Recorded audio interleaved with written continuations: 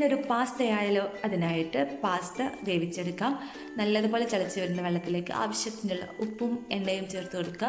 ഇനി അതിലേക്ക് പാസ്ത ഇട്ടിട്ട് ഒരു 5 മിനിറ്റോളം ഒന്ന് കുക്ക് ചെയ്താൽ മതി. നമ്മുടെ പാസ്ത വെന്തിട്ടോ.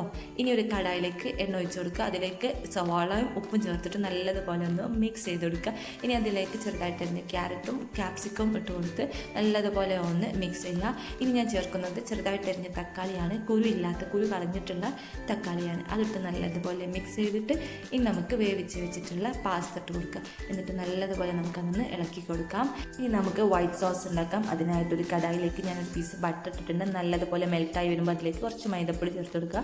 അത് നല്ലതുപോലെ കുക്കാവുമ്പോൾ നമുക്കതിലേക്ക് പാലൊഴിച്ച് കൊടുക്കുക. എന്നിട്ട് നല്ലതുപോലെ അതൊന്ന് മിക്സ് ചെയ്യുക. ഇനി അതിലേക്ക് കുരുമുളക് പൊടി, ആവശ്യത്തിനുള്ള ഉപ്പും കുറച്ച് ചില്ലി ഫ്ലക്സും കൂടി ചേർത്തിട്ട് നമുക്കത് നല്ലതുപോലെ ഒന്ന് കുറുക്കിയെടുക്കാം. ഇനി അതിലേക്ക് നമുക്ക് മിക്സ് ചെയ്ത് വെച്ചിട്ടുള്ള പാസ്ത ഇട്ട് കൊടുത്താൽ നമ്മുടെ പാസ്ത ഇവിടെ റെഡി ആയിട്ടോ.